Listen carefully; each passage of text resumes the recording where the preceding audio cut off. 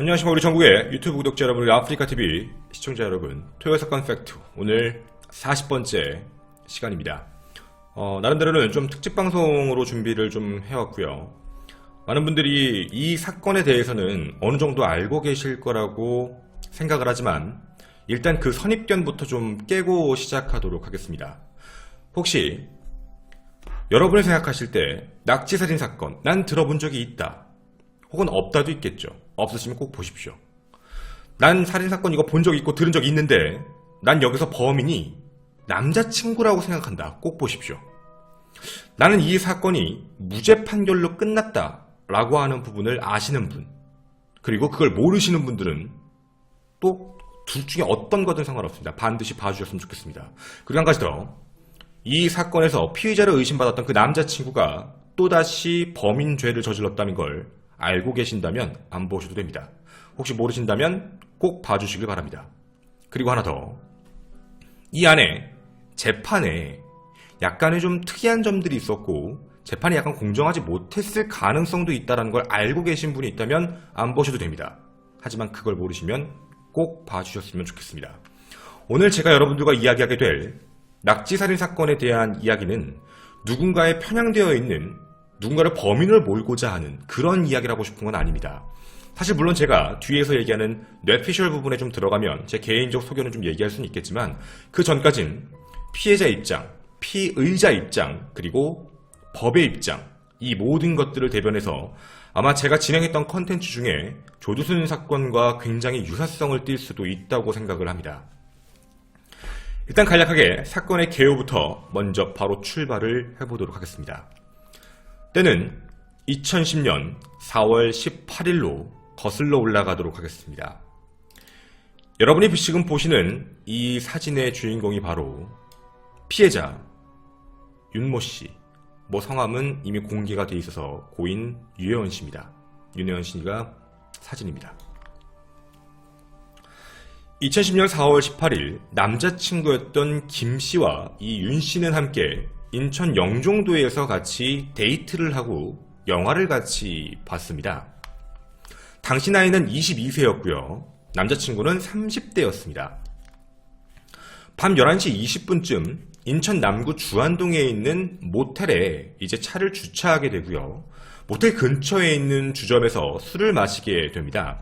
근데 여기서 좀 사람들이 잘 모르는 게 좀 있는데 술을 마실 때 그냥 마신 건 아니고요. 이 둘이 게임을 하면서 마셨다고 합니다. 쉽게 얘기하면 술 마시기 게임이죠.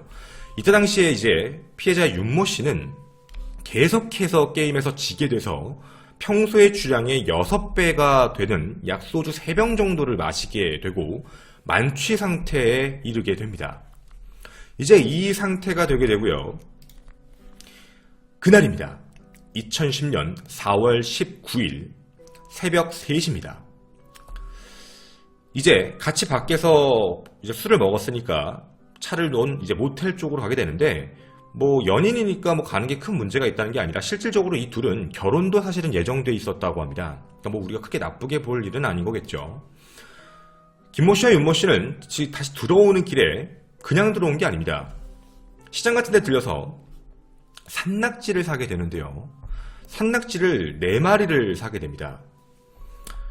2마리는 잘라서 2마리는 아예 통으로 그렇게 구매를 하게 되고요. 또 인근 편의점에서 소주 1병 그리고 맥주 1병 이렇게 총 2병을 구매하고 모텔로 체크인하게 됩니다. 이때 시간이 약 새벽 3시쯤이었던 거였거든요. 근데 그냥 그렇게 하루가 지나가는 줄 알고 있었는데 카운터에 있던, 오늘 되게 중요한 사람 중에 한 명입니다. 카운터에 있던 종업원입니다. 종업원이 졸고 있었는데 갑자기 새벽 4시쯤 이상한 전화가 자꾸 옵니다. 여보세요? 낙지를 먹던 내 여자친구가 지금 쓰러져서 호흡을 하지 않는다 라고 이야기를 합니다. 예? 상식적으로 판단했을 때 그럼 빨리 119를 부르든가 뭘 어떻게 조치를 취해야 될 문제였거든요. 근데 일단은 그렇게 얘기를 하고 남자친구는 모텔 카운터 7층이었는데 모텔이 1층까지 내려와서 여기 있는 종업원을 데리고 다시 위로 올라가게 됩니다. 그렇게 모텔 종업원은 그 위에 올라가서 딱 봤더니 그 모텔 안에 윤모 씨는 가지런히 누워있는 상태, 그리고 방바닥에 소주병, 그 낙지가 있는 것도 보게 됩니다. 그 종업원에게 좀 도와달라라고 칭하게 되고요. 그리고 119를 부르게 되고, 그렇게 7층에 있는 사람을 업어서 1층까지 데리고 내려옵니다. 그때 당시에 몸이 되게 차가웠다. 그리고 옷이 좀 젖어 있었다라는 진술을 하게 됩니다. 새벽 4시 24분 119에 신고가 되게 되고 4시 34분에 병원에 실려갔는데 회생 불가능하게 됩니다. 4시쯤 전화하고 병원에 실려간 게 34분이 지났습니다. 이미 갔을 때 호흡이 끊긴 상태라서 뇌의 절반 상태가 이미 사용 불가한 상태. 결국 시간이 조금 지나 5월 5일 저녁 9시쯤 무산소성 뇌병증으로 사망을 하게 됩니다. 그리고 정확히 이틀 뒤 5월 7일 화장을 하게 되죠. 사실 화장을 하게 된 계기가 뭐 사람들이 봤을 땐 뭐야 라고 할 수 있을지 모르겠지만 여기가 조금 중요한 포인트 중에 하나입니다. 결혼 상대였던 김모 씨였습니다. 김모 씨의 말을 듣고 흐느끼면서 많이 울었다고 합니다. 자기가 구했어야 되는데 자책도 많이 했고 유가족은 그 얘기를 듣고 하늘이 데려간 걸 어떡하겠어 라고 생각을 했다고 합니다. 그냥 어쩔 수 없겠다. 하늘이 우리 아이를 데려간 건데 뭐 어떡하겠니 라고 얘기하고 되게 마음이 아팠던 김모 씨도 빨리 하늘로 보내줘야 된다라는 얘기 때문에 뭐 시신을 뭐 말 그대로 부검을 한다거나 이럴 생각도 없이요. 그래 그냥 화장하자 빨리 보내주자 라고 얘기를 하고 바로 화장 처리합니다. 아마 이 부분은 좀 모르시는 분들도 좀 많으실 겁니다. 김모 씨의 주장으로 화장이 됩니다. 근데 화장을 하고 나서 문제가 생겼습니다. 분명히 이렇게 해서 기도가 막혀서 죽었는데 부검까지 해서 다시 시신을 훼손하는 건 좀 그러니까 빨리 좋은 곳으로 보내주자 라고 얘기를 했던 건데 이상한 증거들이 하나씩 나타납니다. 첫째, 피해자 윤모 씨는 실제 남자친구에게 되게 많이 구타를 당한 정황 증거들이 발견됩니다. 첫째입니다. 그리고 두 번째는 뭐냐면 실제로 돈을 벌어야 될 문제 때문에 남자친구가 여자친구에게 노래방 도우미를 시켰던 적도 있다고 합니다. 그리고 이거 말고도 정말 가족들이 더 놀랄 수밖에 없었던 이유가 뭐였냐면 바로 보험금입니다. 사망보험을 들어져 있었는데 가족들도 모르는 사망보험이었던 거죠. 갑자기 집으로 뭐가 하나 날라온 겁니다. 봤더니 사망보험금 2억 원이 나갔다는 얘기인데 그 2억 원을 받은 사람이 바로 남자친구였던 겁니다. 그래서 결국 이걸 보게 된 가족은 남자친구가 범인이다 라고 판단하고 한참 시간이 지나서 소송을 걸게 됩니다. 살인 혐의죠. 그리고 검찰은 보험금 혐의로 보험금을 타기 위한 살인일 것이다 라고 예측을 하고 살인 혐의로 기소를 하게 됐죠. 바로 그게 여러분이 보시는 낙지살인 사건입니다. 자, 지금부터 이제 우리는 약간의 정황 증거는 다 말씀을 드렸습니다. 일단 이 사건에 우리가 중심적으로 그 현장에 있었던 사람은 딱 3명입니다. 첫 번째 우리가 알 수 있는 사람은 피해자 윤모 씨, 그 남자친구 김모 씨, 그리고 종업원입니다. 여기까지가 3명입니다. 일단 모텔 안에서 우리가 볼 수 있는 정황 증거는 다 확보를 한 거니까 사건 현장에 대해서 몇 가지 이야기를 조금 더 해보도록 하겠습니다. 목격자 진술이 중요합니다. 왜냐면 남자친구의 진술만으로는 좀 문제가 있잖아요. 당연히 종업원의 진술이 가장 중요합니다. 종업원의 그때 당시의 진술에 따르면 7층에 있던 사람이 1층으로 와서 자기를 직접 데려갔고 자기는 그 현장을 직접적으로 봤다. 윤모 씨는 출입구 쪽에서 되게 반듯한 자세로 누워있었다. 모텔 출입구. 그리고 되게 평온한 표정이었으며 객실에는 윤 씨로부터 2m 떨어진, 그러니까 침대 옆에 일반 바닥, 이 사진처럼 바닥에 거기에 술잔과 잘려진 낙지가 들어있는 그런 모습도 있었다. 그리고 통낙지 한 마리가 들어있는 것으로 보이는 검은 봉지, 그리고 작은 수건 같은 것도 있었고 피해자 근처에도 또 큰 수건 하나와 통낙지 한 마리가 떨어져 있었다. 술자리는 흐트러진 상태가 아무것도 없었다. 자, 여기까지 정리를 해보면 모텔 중앙 쪽에서 바닥에 앉아서 같이 술을 먹고 있었던 상태였습니다. 근데 그 상황에서 갑자기 이제 남자친구의 진술에 따르면 목에 갑자기 뭐가 걸렸고 그거에 대해서 이제 호흡이 좀 힘들어지고 그 사람이 문 앞까지 오게 되고 평온한 자세로 누워있는 상태에서 무슨 계기인지는 모르겠지만 통낙지 한 마리가 옆으로 떨어져서 즉 목 안에는 낙지가 없었던 겁니다.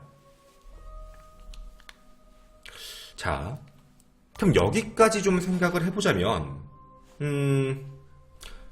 격투의 흔적, 정황의 증거는 뭐 없는 겁니다. 뭔가 싸웠다거나 이런 건 아무것도 없는 거죠. 자, 좋습니다. 여기까지 일단 신빙성이 있는 진술입니다. 제 3의 인물이니까요. 근데요, 여기서 좀 이상한 점이 하나 있었습니다. 남자친구 김모 씨는 인천 사람입니다. 영종도는 공항으로 가는 길입니다. 인천에서 영종도를 갈 땐 인천대교와 영종대교 두 곳을 지나가게 돼 있어서 인천 쪽 사람이면 충분히 그 거리 길이도 알고 있고 어느 주안동 어디 있는지 정확히 아는 인천 남자입니다. 그리고 이 사람이 투숙한 모텔이 위치가 진짜로 애매했는데 바로 여기였습니다. 병원 이름은 말씀은 안 드리겠습니다. 대학병원입니다. 보시는 바와 같이 직선거리로 대학병원 딱 1분 걸립니다. 만약 낙지가 목에 걸려 기도가 막혔다면 병원으로 업고 뛰어가도 최대 시간 2분 안에는 도착할 수 있었는데 그 거리를 34분이 걸려서 갔습니다. 누가 봐도 의심할 수밖에 없는 상황이죠. 뭐 이걸 우리가 너무 당연하게 생각할 수밖에 없는 거 아닙니까? 당연히 이 사건은 간단하게 단 한 명의 범인으로 좁혀지는 것으로 보이게 됐습니다. 당연히 남자친구죠. 법의 심판이 내려집니다. 1심 인천지방법원 2011년 10월 11일 날 판결이 나옵니다. 질식으로 인한 몸부림을 못 치게 피고인을 제압한 것을 추정하고 보험금을 타내기 위한 목적으로 계획살인을 저지른 것으로 생각한다. 몸부림을 칠 수 없었던 사정이 있었다라는 것을 추론하는 것이 굉장히 자연스러운 상황이다. 따라서 만취한 상태에서 코와 입을 막는 등 호흡을 곤란하게 하는 김 씨의 행위, 그리고 흔적이 남아있지 않은 반항은이 아예 없었다라는 부분에 대한 건 아마 현장에 있던 타올이나 부드러운 긴 천 같은 걸로 둘러싸서 반항은이 없었던 것이다. 법의 심판 1심 무기징역입니다. 유죄입니다. 하지만 그때 당시 피의자였던 남자친구 김모 씨는 곧바로 항소합니다. 그리고 법 앞에 호소하죠. 자신은 죄가 없다. 2심 서울고등법원 2013년 4월을 약 2년 정도의 시간이 지나서 열리게 됩니다. 근데 이 재판이 몇 번씩 진행되는 건 알고 계실 겁니다. 재판 한 번 보고 끝내는 게 아니거든요. 판사를 만나서 여러 번 얘기하고 최종 판결은 나중에 하는 거니까 이 2년 정도의 사이 시간에 몇 번씩 하게 되는데 이게 처음에는 누가 봐도 이 새끼 범인, 얘는 범인이네 라고 판단할 수 있을 만큼의 정황 증거들이 나옵니다. 쭉 잘 가다가 어느 순간 이게 완전히 뒤집힙니다. 뭐라고 얘기를 하냐면 윤 씨가 저항이 불가능할 정도의 의식을 잃었다라는 상황이 증명되지 않는다.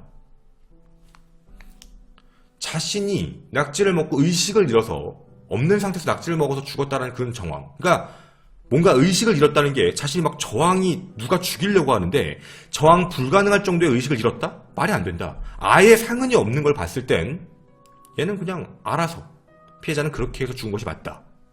무죄다. 라고 판결합니다. 뭐라고 얘기를 하냐면 윤 씨가, 피해자인 윤모 씨가 저항에 불가능할 정도로 의식을 잃었다는 상태가 증명되지 않는 이상, 저항이 불가능할 정도로 의식을 잃었다라는 게 증명되지 않는 이상은 김 씨가 윤 씨의 코와 입을 막고 질식하게 했다라는 걸 증명할 방법은 없다. 이렇게 얘기를 합니다. 윤 씨가 몸부림을 칠 수 없었던 상황을 추론하기보다는 그런 상황, 위에 나왔던 그 상황을 증명하는 것이 맞다. 법의 심판입니다.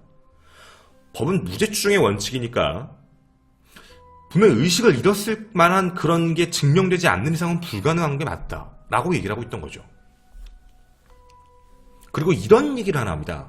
2심 재판부는 살인죄도 직접 증거가 없을 때는 간접 증거만으로 유죄를 할 수는 있다. 상관은 없다. 하지만 간접 증거로 인정되는 사실들 사이에 모순이 없어야 되고 그렇게밖에 추론이 안 될 때만, 그리고 무시할 수 있을 만큼의 오류가 있더라도 극소여야지만, 그래야지만 간접 증거를 채택할 수 있다. 여기에 나온 모든 간접 증거는 인정할 수 없다. 따라서 살인죄는 무죄.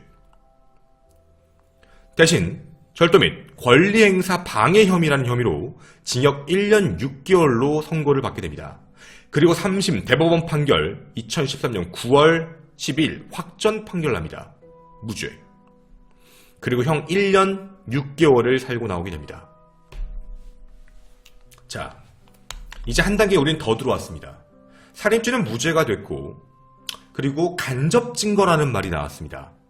2심 재판부가 집중했던 건 직접적 증거가 없는 간접 증거들만 존재하는데 1심 재판부는 간접 증거가 살인의 혐의라고 이해했고 2심 재판부는 간접 증거는 살인의 혐의로 지금 될 수가 없다라고 판단을 내려서 완전히 재판부가 뒤집은 거죠. 자, 지금부터 우리가 이 이야기에 대한 의문점을 제가 여러분에게 던져보고자 합니다. 4가지가 되게 이상하거든요. 첫째, 낙지 얘기를 좀 드리겠습니다. 실제 낙지를 팔았던 상인들의 그 이야기들이 나오게 되는데 낙지가 이만합니다. 여러분이 생각하시는 세발낙지의 크기가 아닙니다. 당시에 낙지를 팔았던 상인들이 직접 증언을 해줬습니다. 뭐라고 증언했냐면 두 사람은 당시에 4마리를 구입한 게 맞는데 2마리는 먹기 위해 잘 나갔거든요. 근데 2마리를 그냥 가져갔다는 게 이상했다고 합니다. 2마리는 뭐 전골이나 이런 데 넣어서 먹는 건데 2마리는 생으로. 그리고 세발낙지가 크게 작은 건 먹을 수도 있지만 이거는 그렇게 한 번에 먹었다가는 먹을 수도 없고 그렇게 먹으면 분명히 누가 봐도 위험한 상태거든요. 그 더더군다나 의심할 수밖에 없었던 또 확정적인 이유 중에 하나는 뭐냐면 피해자 윤모 씨는 치아 상태가 좋지 않은 상태였습니다.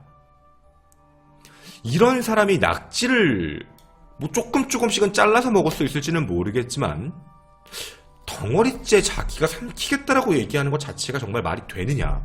바로 낙지와 관련된 이상한 문제점들입니다. 사실 외부에 있는 사람들은 이 얘기까지만 합니다. 근데 저는 여기 말고 좀 더 얘기하고 싶은 게 있어요. 뭐냐면 여러분 분명히 11시 반 영화도 보고 밥도 먹고 저녁도 먹고 그 다음에 포차 앞에 가서 술을 먹은 사람들입니다. 저는 이 사람들이 배가 고플 거라고는 사실 생각은 하진 않거든요. 간단하게 뭐 들어가서, 왜냐면 간단하게 먹자라고 생각을 한 것 같아요.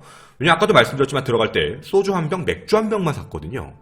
그러면 그렇게 많이 먹으려고 산 것 같진 않은데 낙지를 4마리를 샀습니다. 좀 개인적으로는 전 이해가 안 갔습니다. 왜 4마리까지 사지? 4마리가 한 묶음인가? 아니요, 4마리가 한 묶음은 아닙니다. 너무 크기 때문에.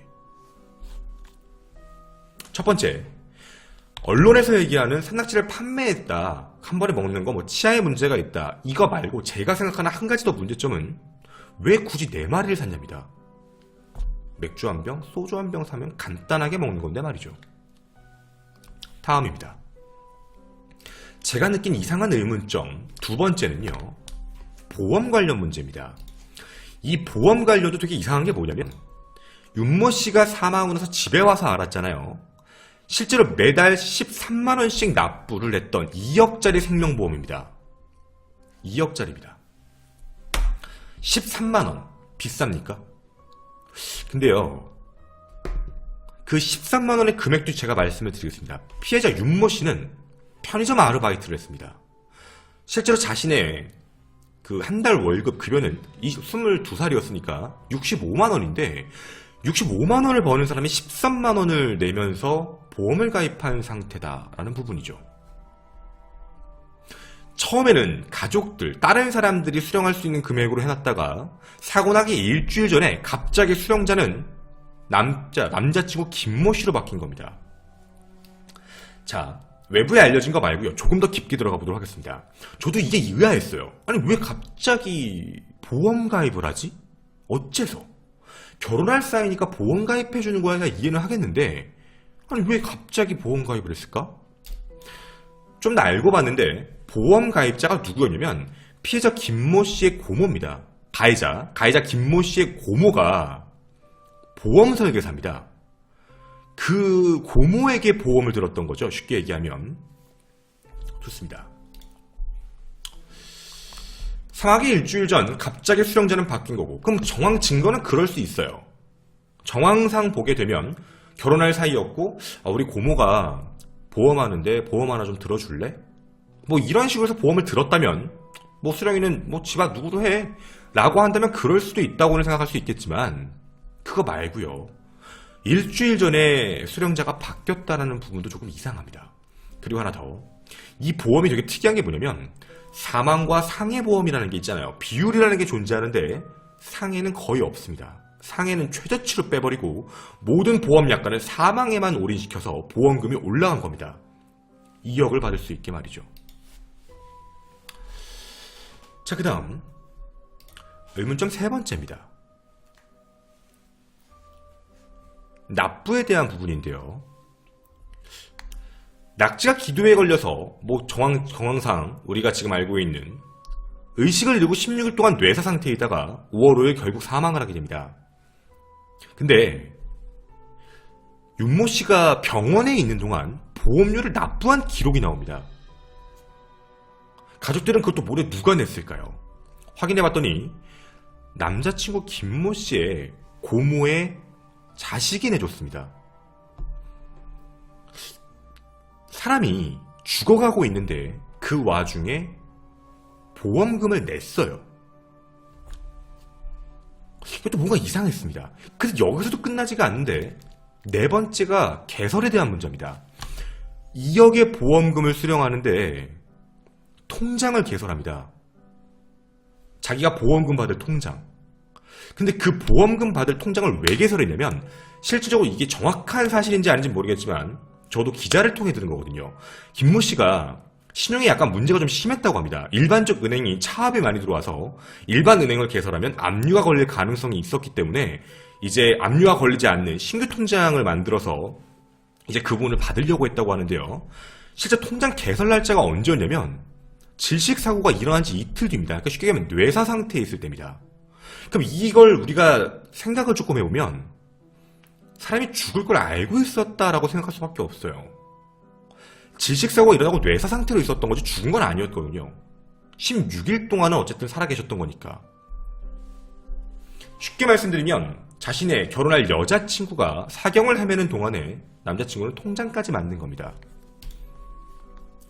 여러분 지금 제가 얘기한 이 네 가지 의문점 어떻습니까? 정황 증거 명확하지 않습니까? 근데 재판부는 뒤집었습니다. 아니다. 간접 증거로서 채택할 수 없다. 자, 지금 제가 말씀을 드린 건 피해자의 입장, 거기에 모든 이야기들을 대변했고 그때 당시의 상황들을 피해자에게 어쩌면 유리한 쪽으로 얘기했는지도 모릅니다. 저도요. 어쨌든 정황 증거상 누가 봐도 되게 이상한 건 사실입니다. 사실 이런 기준이 나왔던 이유가 법이 이상해서라기보다는 바로 이 문제입니다.